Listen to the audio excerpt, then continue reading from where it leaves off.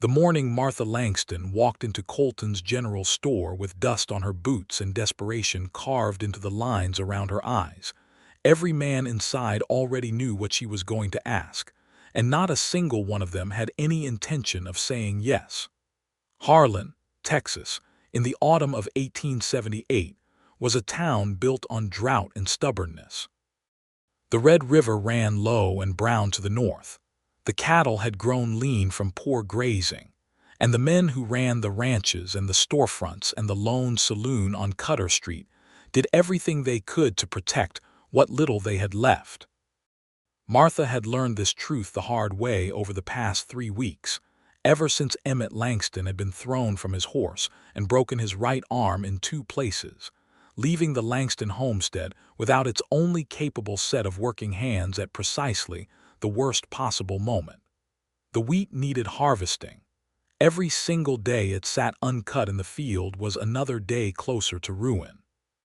The stalks had begun to sway and bend under their own heavy heads, and Martha had watched them from the porch each morning with a tightening in her chest that felt something like drowning on dry land. She had asked Bill Hatcher at the feed store, a broad-shouldered man who had known Emmett for 12 years.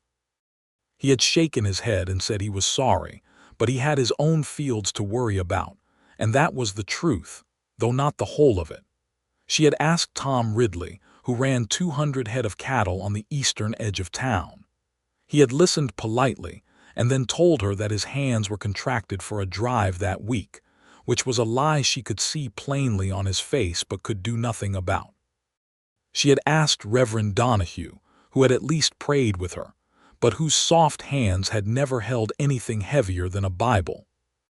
She had asked the 7 other men who made up the loose, informal council of Harlan, the men who decided things, the men who set the tone for what kind of town this was, and each one had found a different way to tell her no. Some were gentle about it, most were not. The reasons were many and they were flimsy, too busy, too tired, too worried about their own crops, their own families, their own problems. One man, Clarence Webb, who ran the small bank on the corner of Main and 2nd, had even suggested with a kind of flat civility that perhaps the Langston farm was simply too far gone to save, and that Martha might want to start thinking about other arrangements, by which he meant selling the land to him, which he had wanted for the better part of a decade. Martha had thanked him with a politeness that cost her everything she had, and then walked back out into the hot September sun and stood on the wooden planked sidewalk for a long moment, staring down the dusty main street of the only town she had ever known, feeling something close to hatred for the first time in her 31 years of life. She was not a woman who gave up easily. Her mother had come across the Texas panhandle in a covered wagon with 3 children and no husband, and Martha had inherited that steel. But steel bends when enough weight is put on it, and by the time she pushed open the door of Colton's general store that morning, she was bent very nearly to her limit.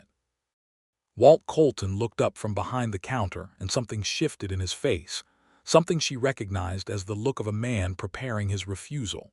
She had seen it so many times in the past weeks that she could read it before a single word was spoken. But then the bell above the door rang again behind her, and someone else came in, and that small sound changed everything. He was not from Harlan. She knew every face in this town, and she had never seen this one. He was tall, not in the exaggerated way of the dime novels, but the honest, practical tallness of a man who had spent years working under open sky. He had dark hair that needed cutting, a jaw that was rough with several days of growth, and eyes the color of deep water under cloud cover, gray-green and attentive.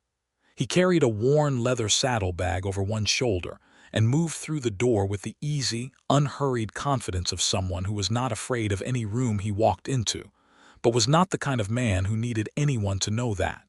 He was dusty from the road. His coat was trail-worn but clean. He looked like a man who had been riding for a while and had stopped because he needed something simple, coffee, maybe, or grain for his horse, and had no plans beyond the hour. Martha barely noticed him at first. She was already looking at Walt Colton, already squaring her shoulders. "Walt," she said, "I know you have heard my situation.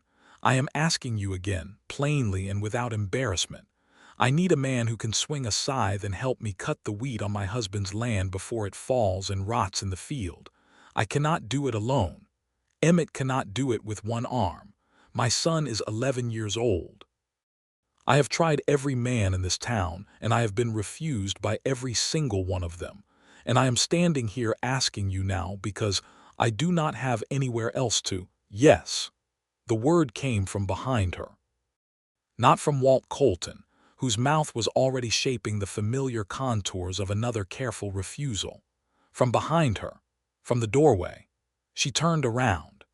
The stranger with the trail-worn coat and the deep-water eyes was looking at her with an expression she could not immediately read, not pity, which she would have hated, not amusement, which would have infuriated her, but something more like simple, direct recognition. As though he had heard a problem stated clearly and the answer to it was equally clear. "Yes," he said again, "I can do that." Martha stared at him. He was not supposed to be in this story at all. He was nobody she had planned on. He was a stranger with a dusty coat and a saddlebag and no reason in the world to say yes to a woman he had never met, and he had said it before she had even finished her sentence. "You don't know me," she said. "No," he agreed, "but I know wheat, and I know what happens when it sits too long after it's ready." He shifted the saddlebag on his shoulder. "My name is Micah Rourke. I'm passing through. I've got nothing to rush toward, and you've got a field that needs cutting. That seems simple enough to me." Walt Colton made a small sound behind the counter that might have been relief, or might have been something less flattering. Martha ignored him entirely. She looked at Micah Rourke for a long moment, measuring him with the practical, unsentimental eye of a woman who had been disappointed enough times to be careful. He did not fidget under the scrutiny. He did not smile to sell himself. He just waited, steady as a fence post in solid ground. "I can offer you meals and a place to sleep in the barn," she said, "and a fair wage once the harvest is sold. It may be 2 weeks of hard work." "That's fine," he said. "You don't want to think on it." "I already said yes." It was such a plain, uncomplicated thing. She had spent 3 weeks being told no in a dozen elaborate ways, and here was this stranger saying yes like it was the most natural thing in the world. It made her feel, suddenly and without warning, like crying, which she absolutely refused to do in front of Walt Colton or anyone else. "All right," she said, her voice perfectly steady. "I'll need to finish here and then I'm heading back to the farm. You're welcome to follow." "I'll water my horse first," Micah said. He nodded to her, nodded briefly to Walt, and walked back out the door with the same unhurried ease with which he had walked in.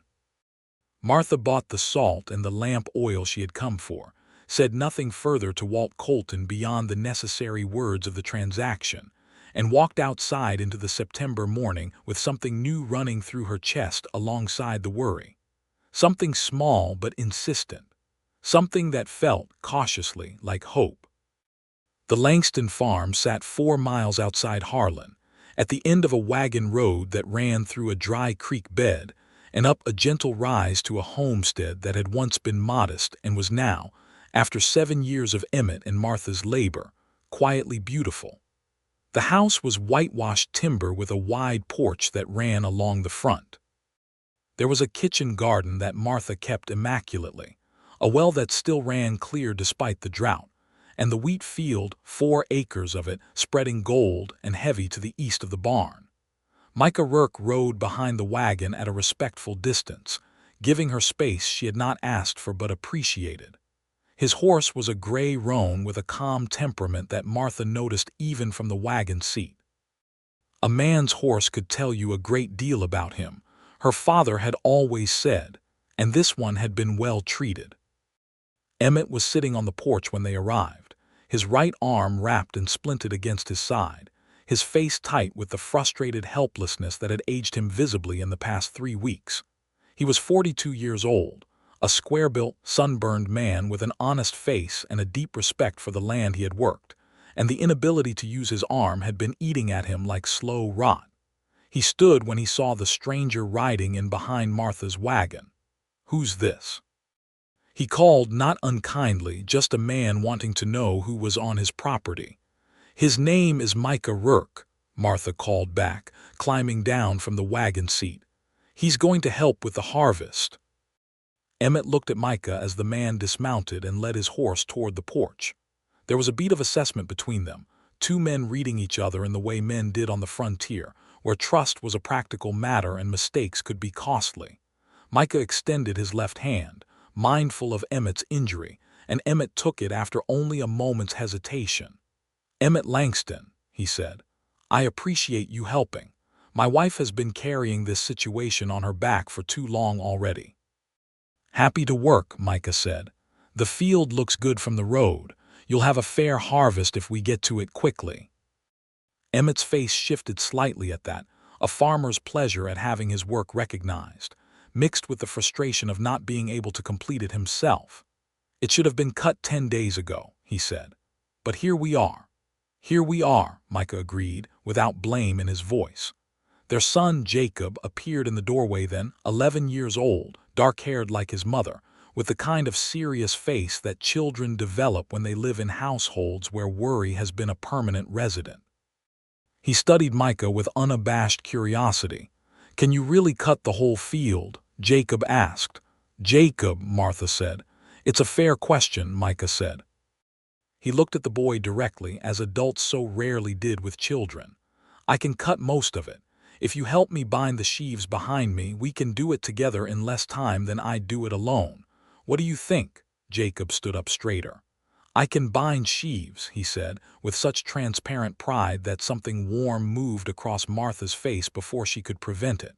"Good," Micah said. "We'll start at first light tomorrow." They got him settled in the barn that evening, which was clean and well kept. Martha kept everything that was within her control in the best possible order. She brought out a wool blanket and a lantern and a plate of supper, salt pork and cornbread and beans with a cup of strong coffee. He thanked her in the same straightforward way he did everything, and she stood in the doorway of the barn for a moment longer than was strictly necessary, watching him settle against the wall with his supper. "Why did you say yes?" she asked. It had been on her mind all afternoon. He looked up at her. In the lamplight, his face had more warmth in it than it had in the bright flat light of the general store. The planes of it were interesting, not a classically handsome face, but an honest one, with evidence of weather and work and a life lived outdoors. "Because you needed help and I could give it," he said. "Other men could have given it too," she said. "They chose not to." He was quiet for a moment. "Yes," he said, "they did." He did not elaborate on what he thought of that, but she could read the quiet judgment in his expression. "Where are you from?" she asked. "Kansas, originally. I've been moving around for a couple of years." He said it without self-pity, just as a fact. She wanted to ask more, why he was moving, what he was moving from, where he thought he was going, but it was late. And those were questions for a woman who had more right to ask them than she currently had. "Good night, Mr. Rourke," she said. "Good night, Mrs. Langston," he said. "I'll be up before the sun." He was.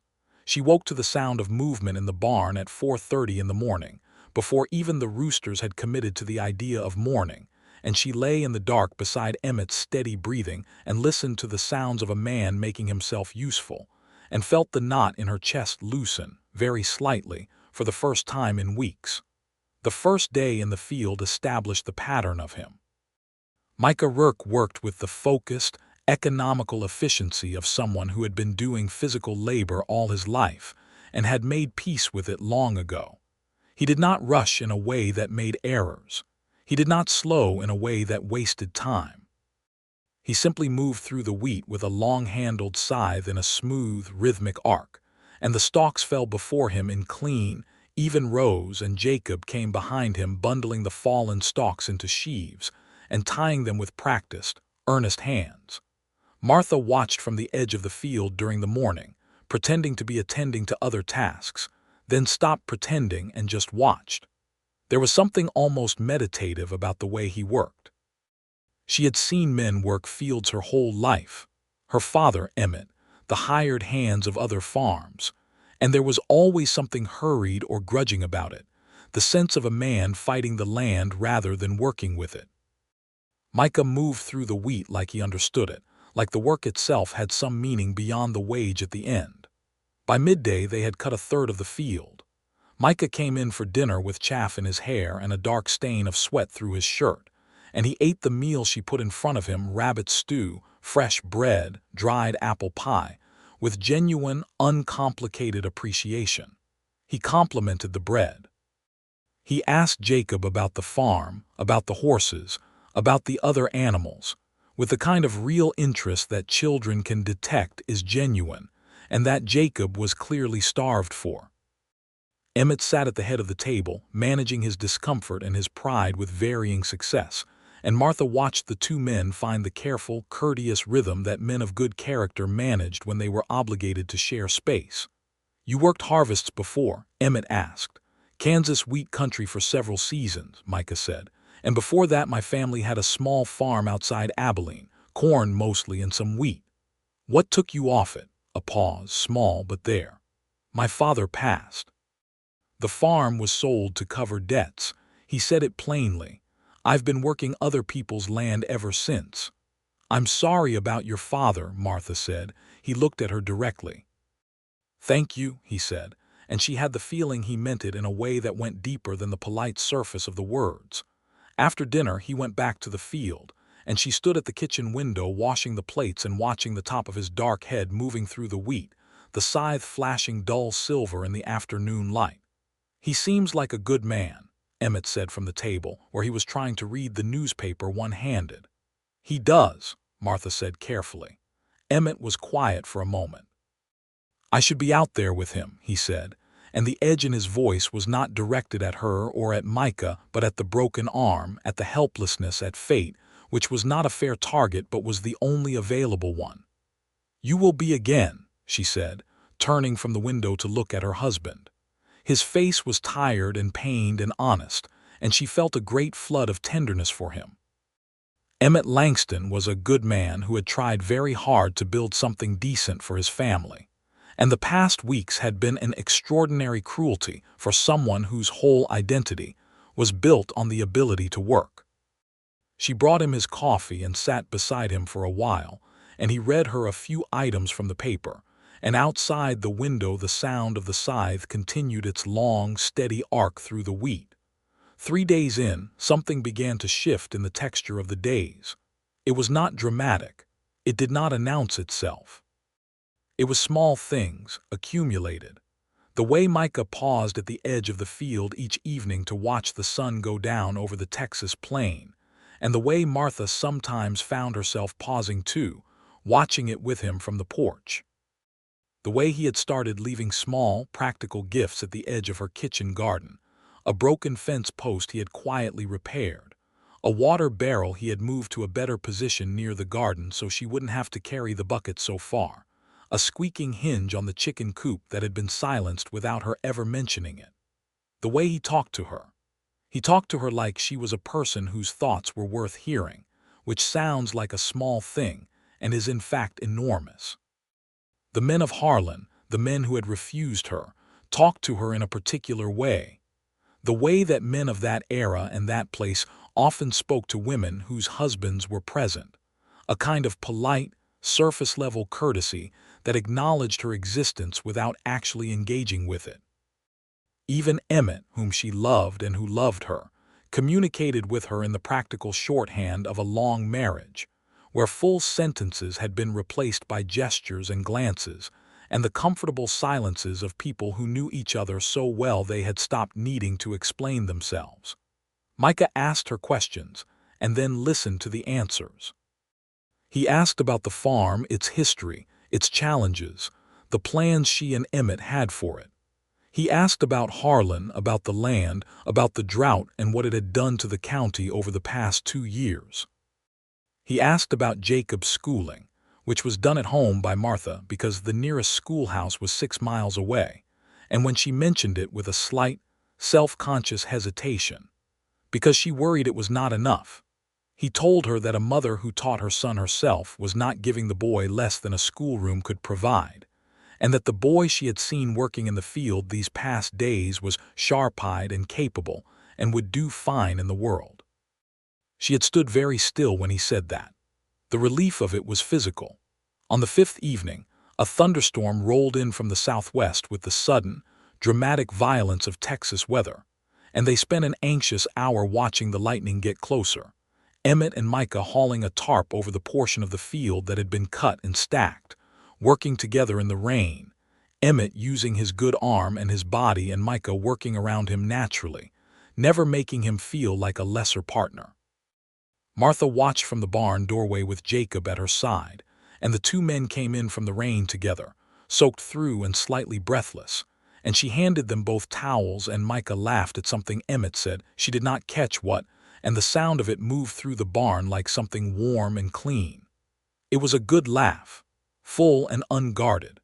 She had not realized until she heard it that he rarely laughed, and so when he did, it landed with weight. Jacob looked up at her with those serious eyes and said quietly, "I like him," and Martha said, "Yes, I know," and looked away before her face could say anything else. The storm passed without doing serious damage. The next morning they were back in the field. By the end of the first week, they had cut 3/4 of the wheat. Micah spent a Saturday afternoon repairing a section of the fence that bordered the north pasture, a task that was technically beyond the scope of what he had been hired for, and when Martha came out to ask what he was doing, he said, simply, "It needed doing."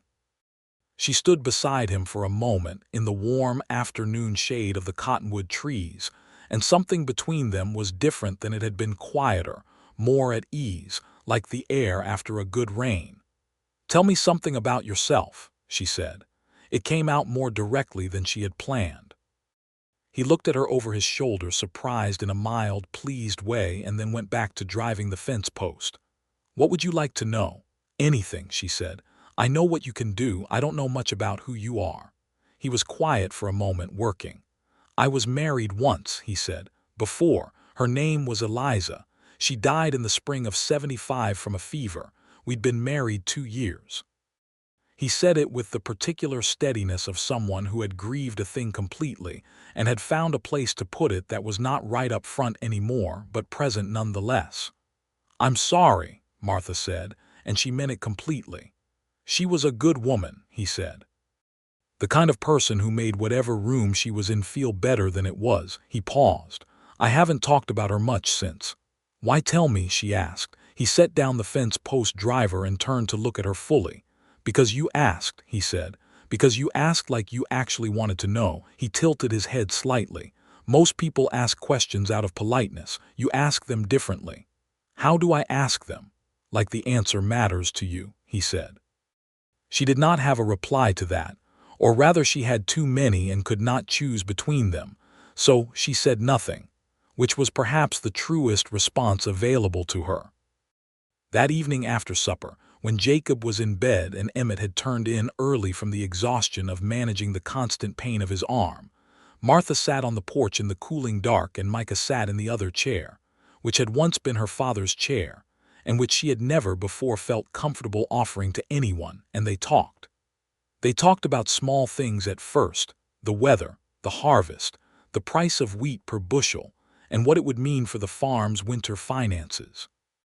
But the small things opened onto larger things the way creeks open onto rivers, and somewhere in the middle of the starry Texas night, she was telling him about her mother's crossing from Tennessee, and he was telling her about growing up in Kansas during the years after the war, and how different the country had been then, rawer, angrier, full of men who had come home from somewhere terrible and were trying to find a way to exist in the ordinary world again. "My father was one of them," he said. "He fought for the Union. He came home different. Not cruel, I want to be clear about that, he was never cruel, but quieter, the way a fire is quieter after it's burned most of the wood. You could see it in him what it had taken. Did he ever speak of it?" "Once," Micah said, "just once. I was 16 and he came into the barn where I was working and he sat down on a hay bale and he talked for about an hour and I sat very still and listened, and when he was done he stood up and walked out and we never mentioned it again. But I was glad he told me. It made sense of him. "You're good at listening," she said. "I learned it from him," he said. "He was a good listener too before the war. And after, he tried to be," Micah said. "He tried very hard, that counts for something." She thought about that for a long moment. "It does," she said. She was aware, in the back of her mind, of what this was beginning to feel like. And she was aware that it was not appropriate. And she was aware that she was a married woman with a husband asleep 30 feet away who had broken his arm in her service and was carrying pain he did not deserve. And she pulled herself back from the edge of it with the firm, unglamorous pragmatism of a woman who had survived a great deal by keeping her feet on solid ground. But she did not go inside. She stayed on the porch until the stars had moved across the sky by a noticeable margin, and when she finally said good night and walked inside, she stood at the kitchen window for a moment and watched the lamp in the barn burn its steady yellow light through the dark. In the second week, 2 things happened that changed the shape of what was coming. The first was that Emmett's arm began to show signs of serious infection. The doctor in Harlan, Dr. Fenwick, had set the bone reasonably well, but something in the break had gone wrong in the weeks since. Whether from Emmett's refusal to rest it as completely as he should have, or from some bad luck in the healing, was not certain. Emmett developed a fever on the Tuesday of the second week, and by Wednesday the fever was high enough that Martha sent Jacob into town on horseback to fetch the doctor. Dr. Fenwick came out that afternoon and examined the arm, and his face, as he did so, was not reassuring. The break site was hot to the touch and swollen, and there were signs of spreading redness that Fenwick did not like at all.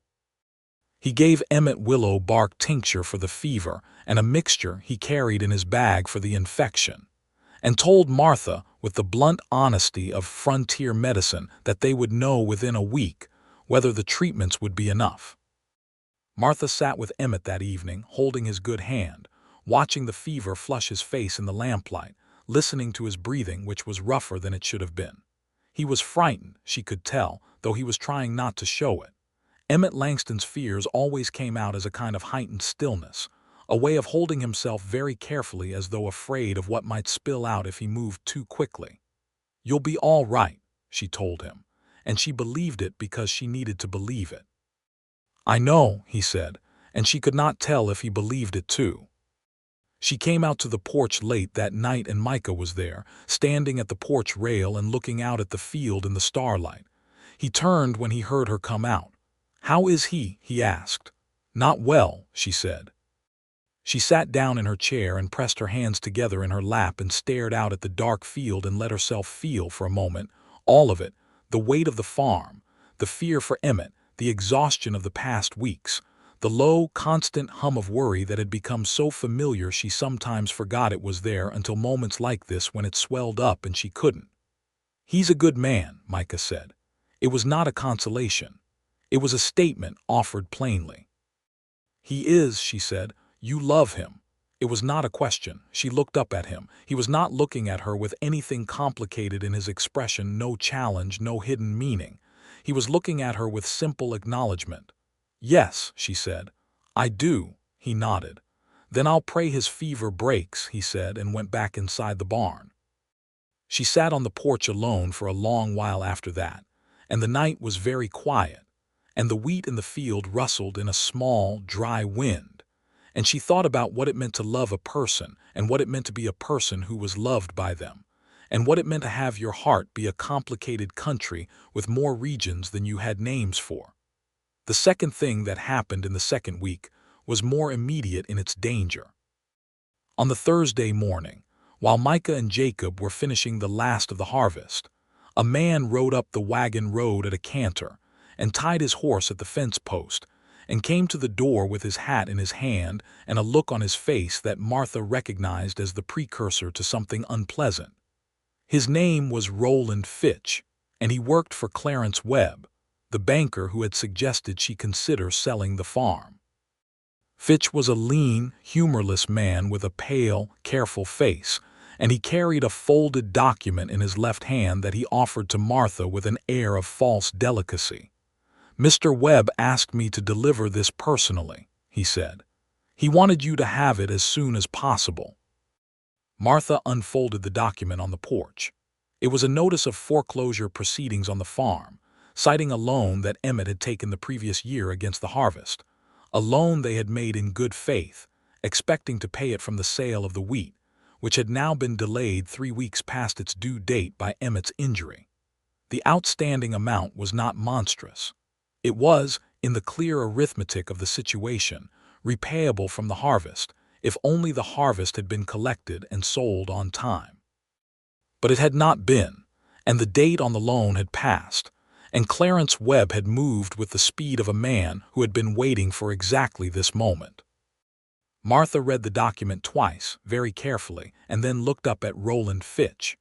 "You can tell Mr. Webb," she said, her voice composed and cold as river stone, "that the harvest is nearly complete and that the proceeds will cover the loan in full, and that if he wishes to proceed with these foreclosure proceedings, he is welcome to present himself and his papers before Judge Alderman in Harlan, whom I will be visiting first thing tomorrow morning." Fitch blinked. He had expected tears, perhaps, or argument of a different kind.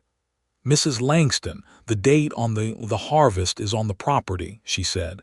"The value is there. Mr. Webb chose his timing carefully, I see that. But I know what the law says about agricultural liens, and I am going to hold him to it." She handed the document back. "Good day, Mr. Fitch." He took the document, replaced his hat, and rode back down the road. She stood on the porch for a moment after he left, breathing very carefully, her hands tight at her sides. That sounded serious. Micah's voice came from the corner of the house. He had come around from the field at some point and had clearly heard most of the exchange. She explained the situation to him plainly, without self-pity, just the facts of it. The loan, the timing, the banker's intentions. Micah listened with his arms crossed and that steady, attentive look that she had come to recognize as his thinking face. "You said you were going to see the judge," he said. "Yes. Do you know him?" "I know his wife better than I know him," she said. "But I know enough. He's an honest man, which is not as common as it should be. Could the harvest be sold quickly enough to matter?" she thought. "If I can get it to the grain buyer in Harlan tomorrow, and if Garfield, that's the buyer, will pay on delivery rather than on credit, then yes. The numbers work. I can drive the wagon," he said. "Tonight if you need, or at first light, however it helps most." "You're still here," she said, meaning more than just today. "I told you I'd stay until the harvest was done," he said. "It's not done until it's sold." She looked at him for a moment, this stranger who had said yes before she finished asking and had stayed and stayed and stayed, doing more than he had promised with no complaint and no expectation. Something moved in her chest that was not gratitude exactly, or not only gratitude. "Micah," she said. He looked at her. "Thank you," she said. "I mean it, all of it." "I know you do," he said. "That's why it's easy to keep helping." She went to see Judge Alderman the next morning, and made her case with the clarity and documentation of a woman who had spent the previous evening reviewing every piece of paper connected to the loan. The judge, a weathered, thoughtful man of 55 who had been presiding over Harlan County's disputes for 15 years, listened carefully, asked several precise questions, and then informed her that the foreclosure proceedings were, in his considered opinion, premature under the terms of the original agreement, and that he would be sending a letter to Mr. Webb's attorney to that effect. He also, with the mild exasperation of a man who had dealt with Clarence Webb's maneuvers before, suggested that she sell the harvest as quickly as possible and retire the loan before Webb found another angle. Micah had driven her to town in the wagon and was waiting outside the courthouse when she came out. She walked to him, and he read her face before she could say a word. "Good," he said. "Very good," she said. She permitted herself, in the bright morning light of the courthouse steps, a small smile of genuine triumph. He smiled back. She had seen him smile before, small practical ones, the kind men gave when something went well. This was different. This was a smile that reached the deep-water eyes and lit them, and it changed his whole face into something remarkable. She looked away. They drove to the grain buyer after that, and Micah loaded the wagon with careful, expert precision from the storage barn, and they drove it to Garfield's buyer station on the south end of Harlan. And after a negotiation that Martha conducted herself, firmly, knowledgeably, without ceding a single unnecessary cent. The wheat was sold, and the payment, in hard cash, was enough to cover the loan with a small but meaningful surplus. She paid the loan off at Webb's bank personally that same afternoon, setting the cash on the counter in front of Clarence Webb himself, who received it with the flat, professionally affable smile of a man who was not done with the situation but was temporarily outmaneuvered. "Always a pleasure, Mrs. Langston," he said. "Indeed," she said, and walked out. Micah was holding the wagon outside, one boot up on the wheel hub, watching a group of children chase a dog down the street with the faintly amused expression of a man who was very tired and very relieved and trying not to show either too obviously. He saw her come out and read her expression again. "Done?" he asked. "Done," she said. He exhaled slowly. "Then that's settled. For now," she said, which was the honest answer. On the drive back to the farm, the afternoon sun laid gold across everything, and the Texas plains stretched out around them in that particular September light that made even dust look beautiful, and they talked easily about nothing in particular. The harvest, Emmett's recovering fever, which had broken 2 days before, to the vast relief of everyone. Emmett was out of danger, though still weak. Jacob's fierce satisfaction at being a useful part of the harvest work, the possibility of rain that the look of the southwestern sky suggested. They were easy with each other now in a way they had not been the first days. The farm and the work and the crisis with the banker had built something between them that was not love yet. At least Martha would not let herself call it that, but was the ground on which love is built when it is the real kind, the kind that has been tested by practical things and found to be true. "What will you do now?" she asked. "When this is finished?" He was quiet for a moment, watching the road. "I haven't decided," he said. "Is there somewhere you need to be?" "No," he said, "there isn't." He said it without sadness, but with the particular weight of a man who had been moving for a long time and had not found a reason to stop. She thought about what that must be like to have no fixed place in the world, no farm to return to, no face waiting in a window at dusk. She had always had this land beneath her feet, even in its hardships.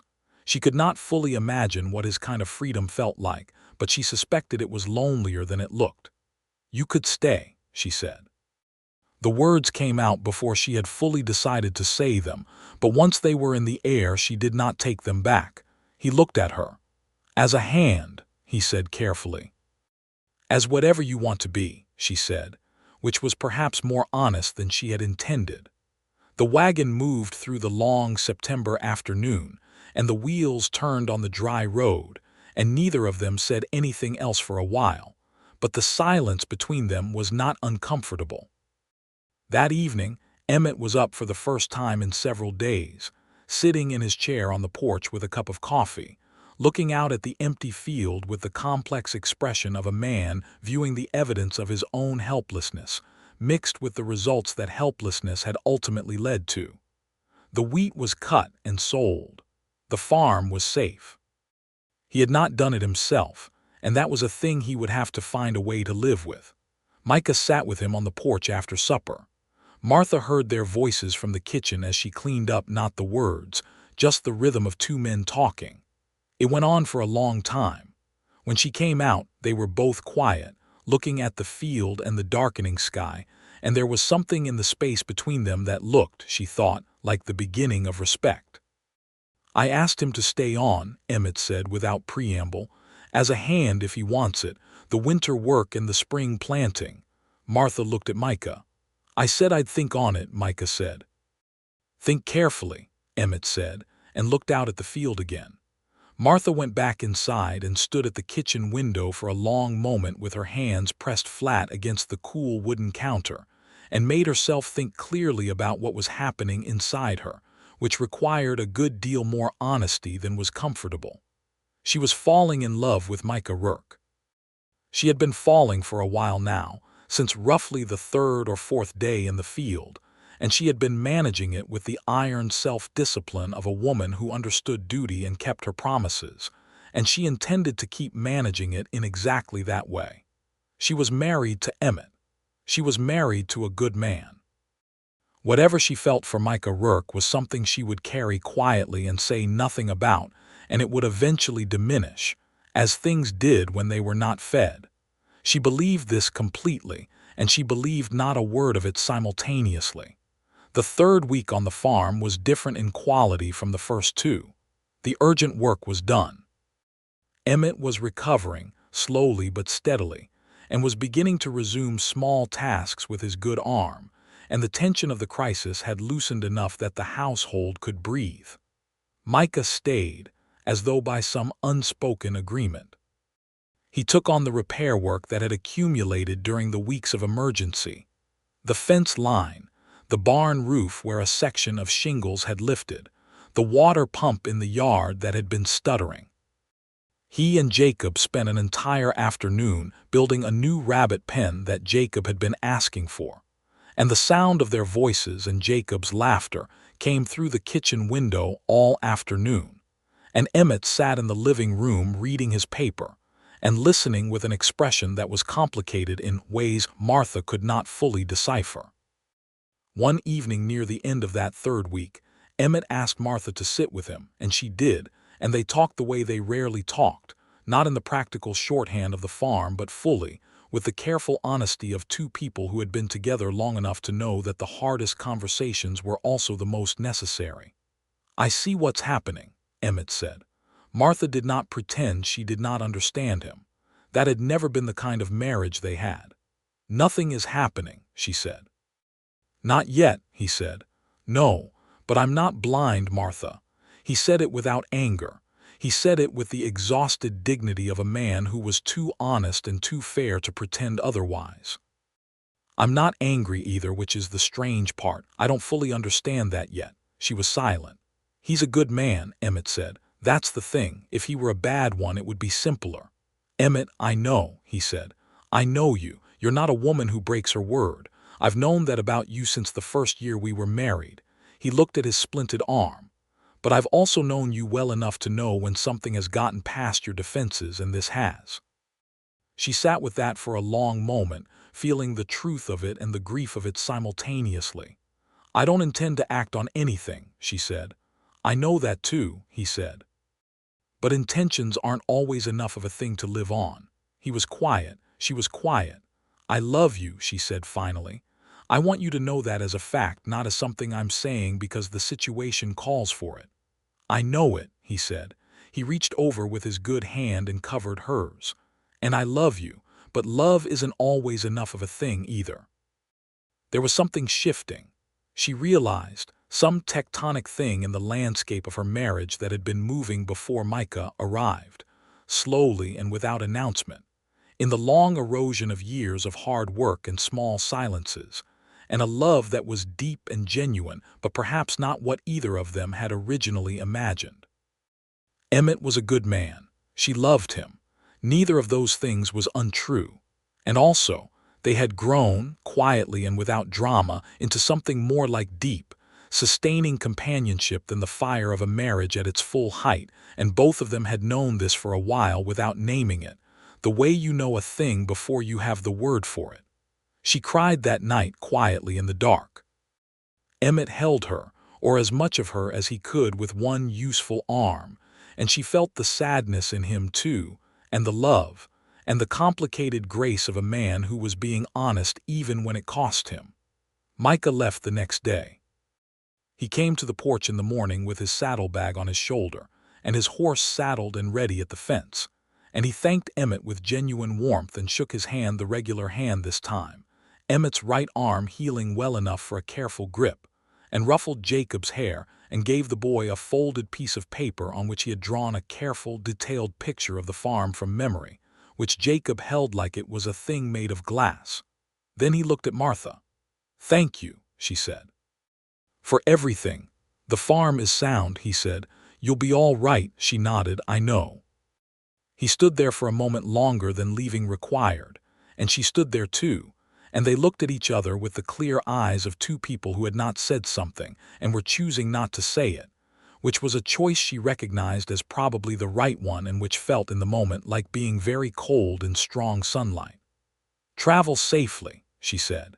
He put his hat on, mounted his horse, and rode down the wagon road without looking back. She watched him go until the road bent around the dry creek bed and the dust of his passage settled back down. Jacob came to stand beside her. "Will he come back?" he asked. "I don't know," she said honestly. Emmett appeared in the doorway behind them. "Come inside," he said gently. "There's work to do." There was always work to do. That was the honest truth of the frontier life. There was no pause in it, no moment where the demands of land and season and survival stepped back to allow for the luxury of sustained grief. You worked. You worked and the days passed and the world kept turning its slow, indifferent turn, and if something had been lost, you carried it and you kept moving. Martha worked. She planted the kitchen garden's fall crops and put up preserves and repaired the chicken coop wire and taught Jacob his lessons and sat with Emmett in the evenings and watched the October sky change from summer's hard blue to the softer, more complex hues of autumn. Emmett's arm healed. Not perfectly. There would always be a weakness in it after a break that bad, but well enough that by mid-October he was back to light work, and by November he was doing most of what he had done before. He was quieter, perhaps, than before. She was quieter, too. But they were not unhappy, which was a more complicated and perhaps more honest form of happiness than the simple kind. November came, and the cold with it. The farm settled into its winter rhythms, and Martha told herself that what had happened that autumn was complete, was resolved, was a chapter closed. She was wrong. Micah Rourke came back on a Tuesday in early December, on a morning when the sky was the pale gray of river ice, and the ground had frozen hard overnight, and Martha was at the well pumping water for the horses. She heard the hoofbeats on the road before she saw him, and she turned, and there he was, riding up the wagon road with the same unhurried ease, his breath and his horse's breath clouding white in the cold air. He was wearing a heavier coat than before, a dark wool one, and there was a new crispness in the air around him that was only partly the weather. He stopped at the fence and looked at her across it. "Mrs. Langston," he said. "Mr. Rourke," she said, a pause, the kind that fills with everything two people have not said. "I went to Amarillo," he said. "Then I went north a ways. I got as far as Oklahoma Territory before I turned around." He paused again. "I couldn't find a reason to keep going." She set down the pump handle and walked to the fence and stood on her side of it, looking at him on his side, and the world around them was very still in the winter morning. "Why did you come back?"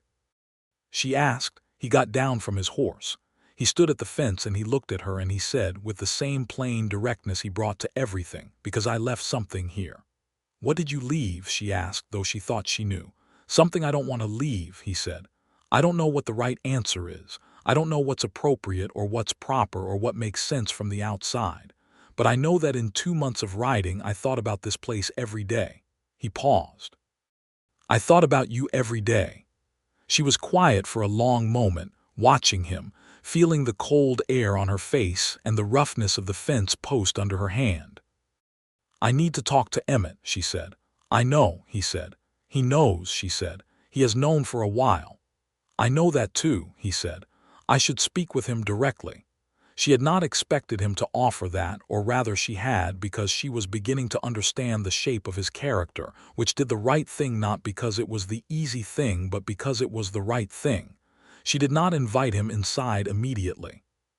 She finished pumping the water for the horses, because the horses needed water regardless of what was happening in the human world, and Micah came around the fence and helped her without being asked, which was so characteristic of him that it made something tighten in her throat. Then she brought him into the house. Emmett was at the kitchen table, writing in his farm ledger, the careful, meticulous accounting that he kept with the discipline of a man who did not trust chance. He looked up when Micah came in, and something moved across his face, recognition, and something more complicated behind it that was not quite anger and also was not quite surprise. "Mr. Rourke," he said. "Mr. "Langston," Micah said, "I'd like to talk with you if you're willing."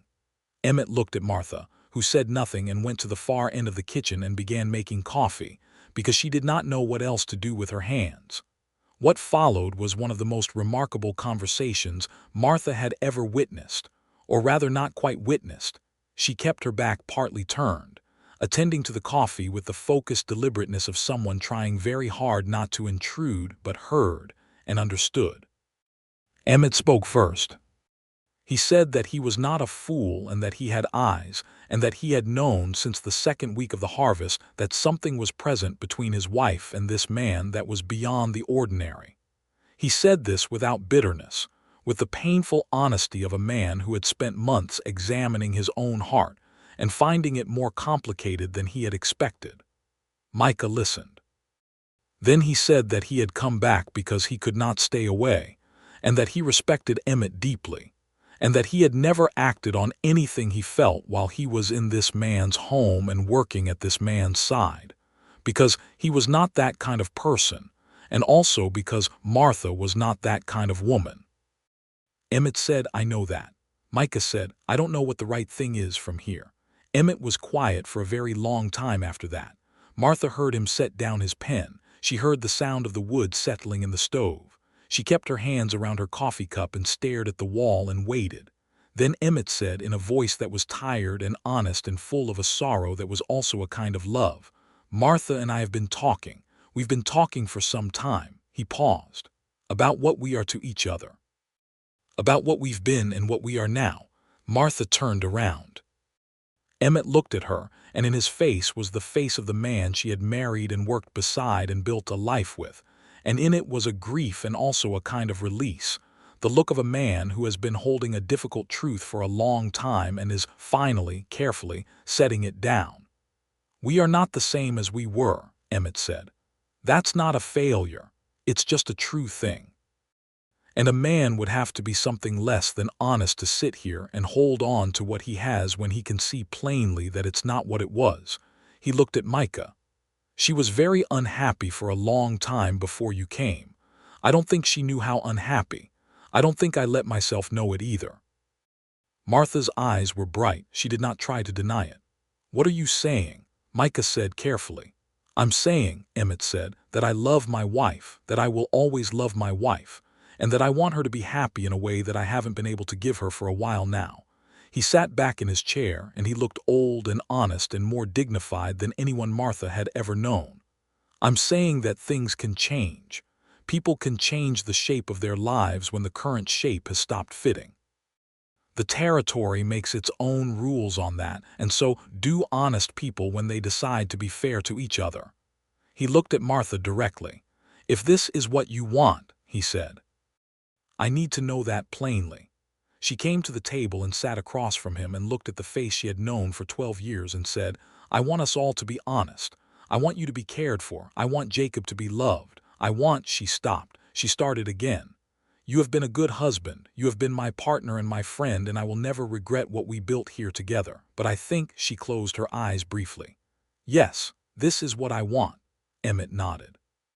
He looked out the window at the winter field for a long moment.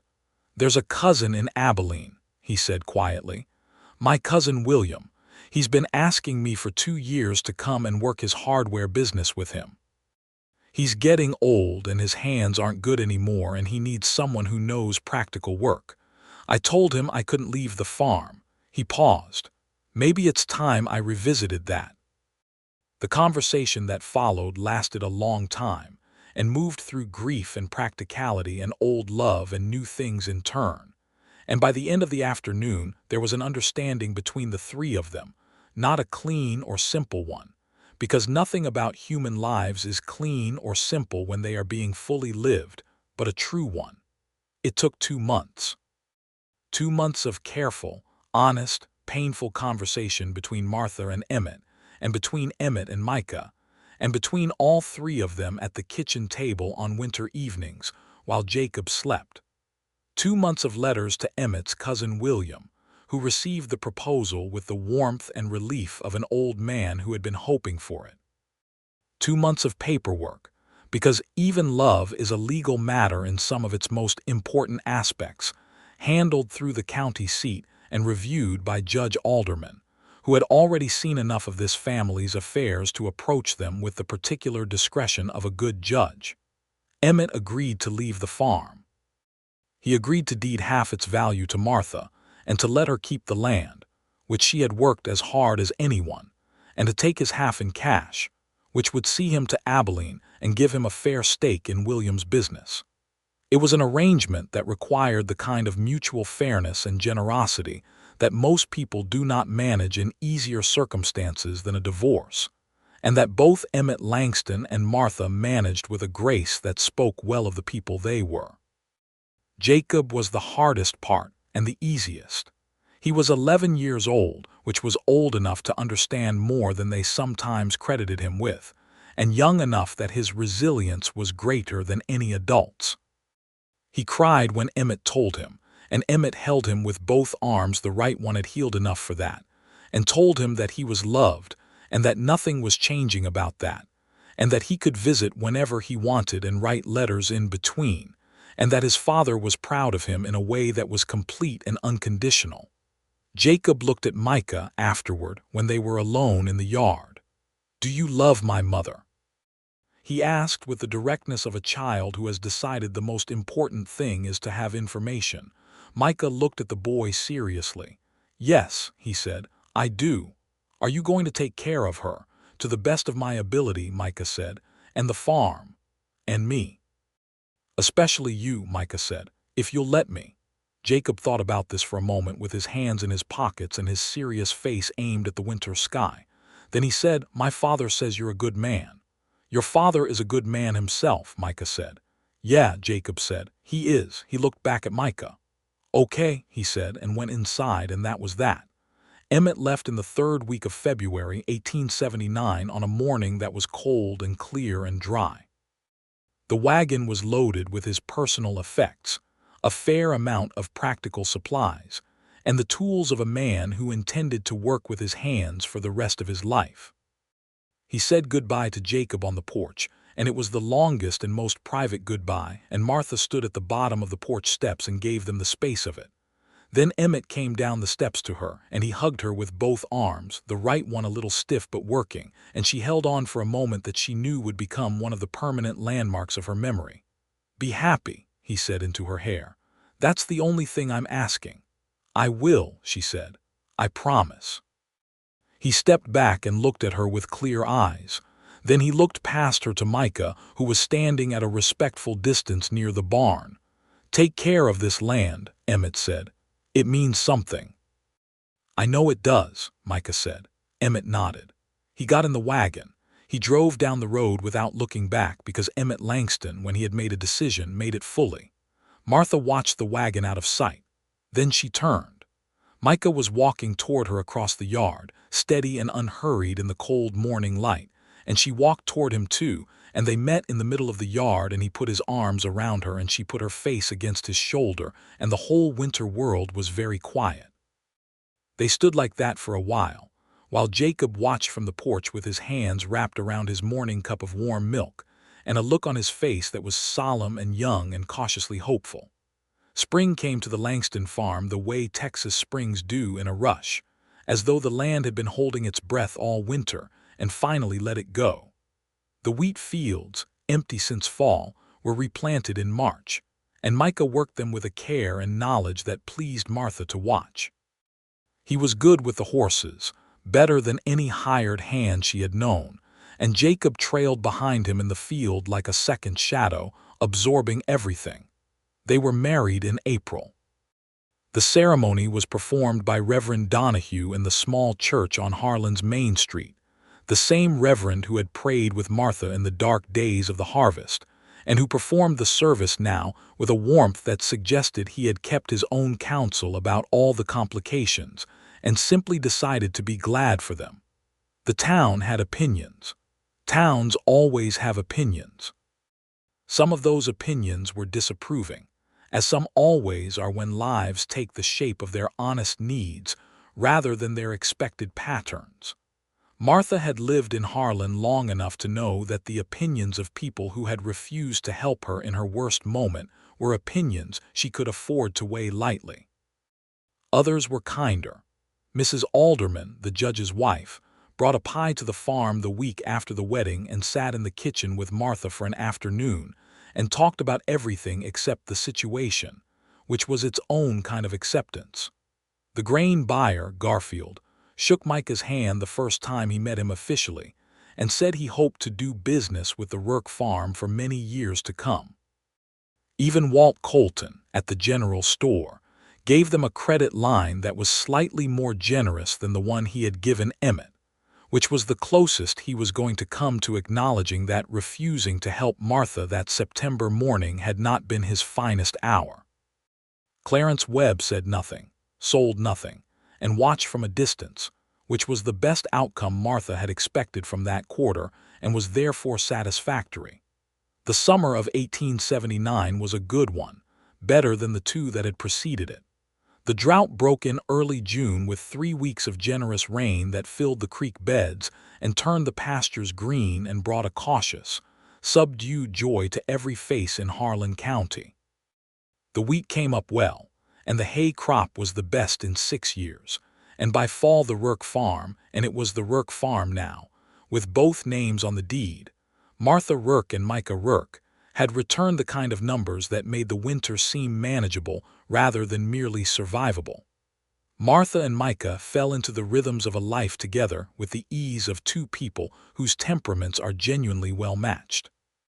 They were both early risers, both practical, both capable of silence that was restful rather than heavy. They had disagreements, as all couples do. He was sometimes too willing to push himself past reasonable limits. She was sometimes too proud to ask for help when she needed it, a characteristic that had gotten her to that desperate September morning in the first place and which she was working on. He challenged her on it, gently but directly. She challenged him on his limits, with the quiet authority of someone who cared deeply about the outcome. They talked in the evenings on the porch, the way they had talked that first September, except now without the careful management of distance. She learned the whole of him slowly, the way a thing is learned when there is time and the light is good. He was funny, in a dry, quiet way that only became apparent after you had known him a while.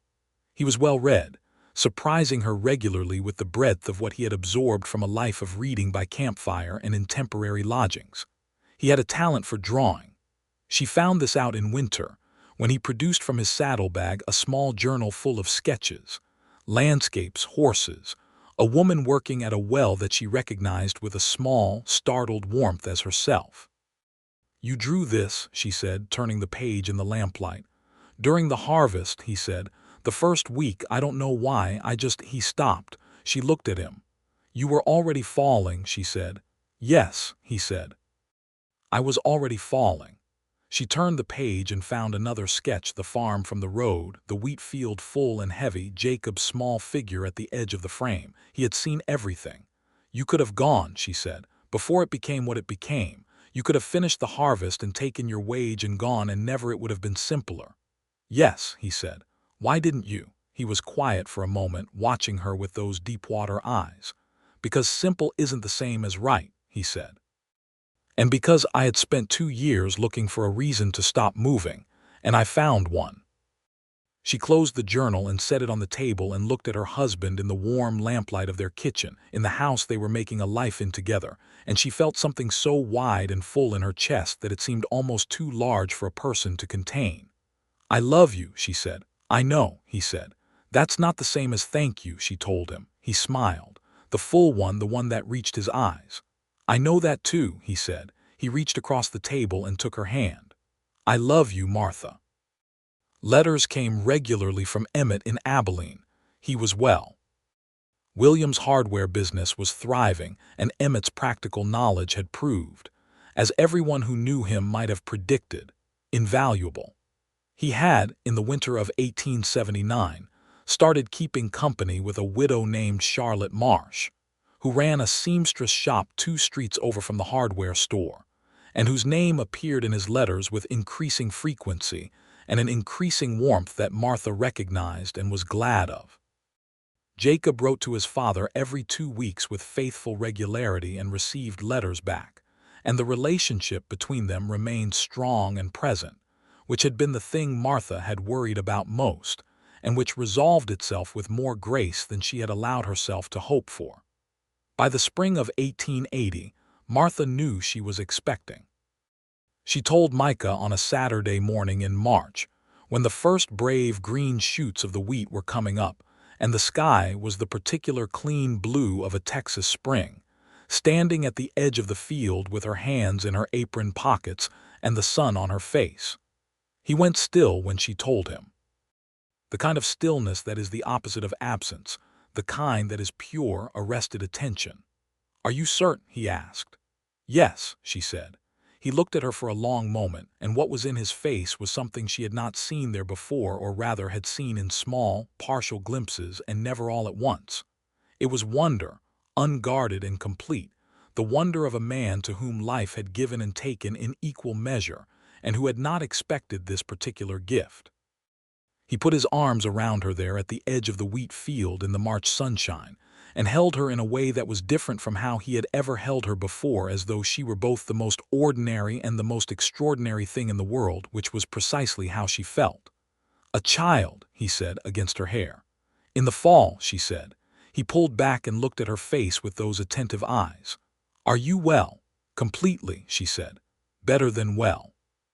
Jacob was told that evening, and reacted with the complicated mix of delight and uncertain adjustment of a 12-year-old, encountering the reality that the family was growing.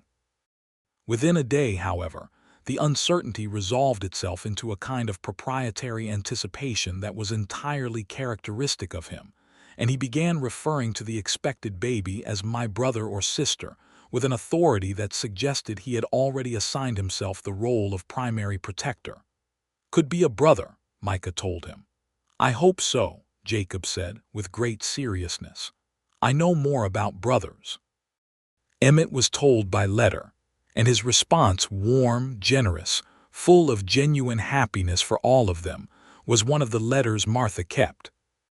It was the letter of a man who had made his peace with the shape his life had taken and found, on the other side of the grief of it, something like contentment. He and Charlotte Marsh were engaged, he mentioned at the end, almost as an aside. He hoped Martha would not mind if he was very happy. She wrote back and told him that there was nothing she wanted more. Their son was born in November of 1880 in the same farmhouse where Jacob had been born 11 years earlier, delivered by Dr. Fenwick, who had aged somewhat since the fever and infection emergency of 2 years previous, and who now worked with the comfortable efficiency of a man who had seen everything and was surprised by nothing, least of all the human heart. Micah held the baby with the particular reverence and carefulness of a man who has waited a long time for something and cannot quite believe it has arrived. The child was dark-haired like his parents, with eyes that were still the unfocused blue of the newborn but already had, Martha was certain, the quality of attention that she recognized as his father's most distinctive feature. "What do you want to call him?" Micah asked. She had been thinking about it for months. "Thomas," she said, "after your father." He looked up at her. He did not try to speak immediately, which told her more than anything he could have said. "Thomas," he said finally. "Yes." Jacob came in from the cold with his cheeks red and stood at the bedside and looked at his new brother with an expression of profound solemnity, and then reached out one careful finger and touched the baby's hand, and the baby's hand closed around it with the automatic, unhesitating grip that newborns have, and Jacob's face broke into the most complete and unconstructed smile Martha had seen from him in a very long time. "He's strong," Jacob said, slightly awed. "He comes from strong people," Micah said, and looked at Martha, and she felt the truth of it settle through her like warmth from a well-stoked fire.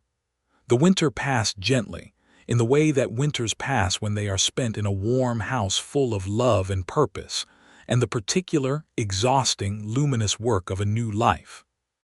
Thomas was a good-tempered baby, curious and alert from early on, and the household organized itself naturally around him in the way that households do, Jacob proving himself, as predicted, an excellent older brother, Micah rising for the night feedings without complaint, Martha navigating the astonishing combination of tenderness and tiredness that is the first months of motherhood. She wrote to her friend Vera in San Antonio that winter and said, in a letter she reread before sending to make sure it was honest and not merely happy, "I have made a life that I believe in. I have found a person who sees me fully and loves what he sees. I have a son who is becoming a good man and a baby who is fat and cheerful and completely unconcerned with the complications it took to bring us all here. The farm is sound. The land is good. I am Vera, as happy as I have known how to be, and perhaps a little happier than that." In the spring of 1881, Emmett married Charlotte Marsh in Abilene, and Micah and Martha drove up for the ceremony in a new wagon with Thomas in a basket and Jacob trying to pretend he was too old to be excited about a 3-day trip when he was clearly not. It was a good wedding. Charlotte Marsh was a composed, clear-eyed woman of 40 who had loved one husband and lost him, and approached this second love with a warmth that was neither desperate nor naive. And she looked at Emmett Langston with a steadiness that Martha recognized as the look of a person who has found the right fit after wearing the wrong size for a long time. Martha and Emmett talked privately for an hour at the wedding, while Micah took the children to see the hardware store. They walked in the spring afternoon along the streets of Abilene, two people who had been married and were not married and had found their way through all of it to something that was not quite friendship and not quite former love but was its own specific and irreplaceable thing. "Are you well?" he asked her. "Very well," she said. "Thomas is wonderful. Jacob is Jacob." He smiled at that. "He writes me good letters," Emmett said. "Long ones." "He gets that from me," she said. "He does," he agreed. He looked at her. "And Micah, he is everything," she said simply. Emmett nodded. He looked out over the street for a moment. "Good," he said. "That's what I hoped." When they got back to the farm, sunburned and dusty, and full of the particular tiredness of a happy journey, Martha stood on the porch in the May evening and watched the sun go down over the wheat field, which was coming up beautifully in its second year of Micah's cultivation, and would be the best harvest yet. And she thought about the September morning 2.5 years ago, when she had stood on a different wooden sidewalk in Harlan's hard sun, and felt alone in a way that was the absolute worst kind of alone, which is the kind you feel when you are surrounded by people who will not help. And she thought about the door opening behind her, and a voice saying yes before she had finished asking. She felt Micah come to stand beside her on the porch. He stood close, his shoulder against hers, and handed her a cup of coffee and looked out at the same field. "What are you thinking?" he asked. She turned to look at him. This man who had come from the road with a saddlebag and a willing heart and said yes to a stranger's need and stayed to build a life. This man with the deep-water eyes and the honest face and the laugh that lit a room when it came. This man whose son was asleep inside and whose stepson was writing a letter to Abilene and whose farm was growing good wheat in the May evening. "I'm thinking about how different things might have been," she said. "Might have been. If you hadn't come in when you did," she said. "If you'd watered your horse first or come 5 minutes later or stopped at the saloon instead." He considered this seriously in the way he considered all things. "I would have found you eventually," he said. "I think. You can't know that." "No," he said, "but it feels true." She leaned her head against his shoulder, and he put his arm around her, and the evening wind moved through the wheat with a sound like whispering, and the farm was quiet and good and theirs. Thomas cried from inside, the cheerful, demanding cry of a baby who has opinions, and Jacob called from his room that he would get him, and then there were footsteps and Jacob's voice talking to his brother in the tone he used for him, amused and gentle, already the tone of a young man who knew he was trusted with something important. Micah laughed quietly, listening. There it was, the full one, the one that reached his eyes and changed his whole face into something remarkable. Martha looked up at him. "What?" he said. "Nothing," she said. "Just you." He pressed a kiss to the top of her head and pulled her a little closer, and they stood on the porch of their farm in the May evening as the last of the sun went down over the Texas plain, and everything was resolved and present and whole, and the wheat field and the spring sky and the voices of their children inside the lit house were the full and sufficient answer to every question that hard autumn of 1878 had ever asked. There were years ahead, and they would have their difficulties, drought again, in 1883, that tested the farm but did not break it. A bad winter in 1885 that kept them snowbound for a week and made them grateful for every cord of wood Micah had cut in October. The ordinary, extraordinary work of raising children and tending land and being married to each other through all of it. Jacob left for the University of Texas in 1885, the first in either family to attend, and went on to become a surveyor and then a civil engineer, a man who measured the land with the same precision and care with which he had bound wheat sheaves in the fall of 1878. He married a schoolteacher from Austin named Grace Elliott in 1889 and brought her home to the farm for the wedding, and it was the happiest gathering Martha could remember. Thomas grew up fast and strong in the way of children raised on good land and given love in full measure, and had his father's eyes and his mother's stubbornness, and a talent for horses that impressed even the most experienced men of Harlan County. By the time he was 15, he was a known quantity in the county's horse trading circles, and by 20, he had a reputation that brought buyers from 3 counties over. In 1892, Emmett Langston died peacefully in Abilene in his bed, with Charlotte beside him and the hardware business sold at a good price to a young man from San Antonio. He left a letter for Martha, a long one, unlike him, a man of few written words that arrived with his lawyer's correspondence, and that she read alone on the porch on a November evening, and then kept in her writing box with the other letters that mattered most. He said that he hoped she was happy. He said he had been happy. He said Jacob had become a man to be proud of, and that Thomas seemed, from the letters and the one visit they had managed in 1887, to be the same. He said that he had no regrets about the shape his life had taken, or the shape hers had, because the thing he had always wanted most for her was that she should be genuinely, fully, her own self, and he thought she had become that. She sat with the letter for a long time in the November evening, and Micah came out and sat beside her in the old way, and she told him what it said, and he listened the way he always had with his full, complete attention, and when she was finished he put his arm around her and said nothing for a while, which was what the moment wanted. He was a good man, Micah said finally. He was, she said. I will always be grateful to him, Micah said. For what it cost him, and for being the kind of man it cost that much. She rested her head against his shoulder. The November stars were coming out over the Texas plain, and the farm was quiet, and the lights in the house behind them were warm and yellow, and her husband's arm was around her, and she was home in every sense the word had ever meant. So will I, she said. The years continued to pass, and the land continued to give what the land gives when it is cared for, and the Rourke farm on the road 4 miles outside Harlan was known.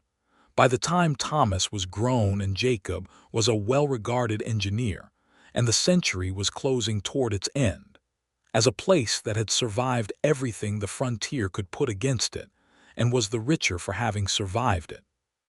People in Harlan County told the story sometimes, the story of the desperate woman who had asked everyone for help and been refused, and the stranger who had said yes before she finished asking, and what had grown from that single word. It was a story the county told with a kind of collective pride, as though Harlan itself had been responsible for that yes rather than in fact being responsible for all the no's that preceded it. Martha always smiled when she heard it told. She did not correct the telling. She simply smiled and held her husband's hand, and watched her children and their children in the wide, generous light of a life that had been built from honesty and hard work, and one clear, unguarded yes offered by a man who was not from town, to a woman who had already asked everyone else, and who had in that moment of plain, uncomplicated generosity, given her far more than he had any way of knowing.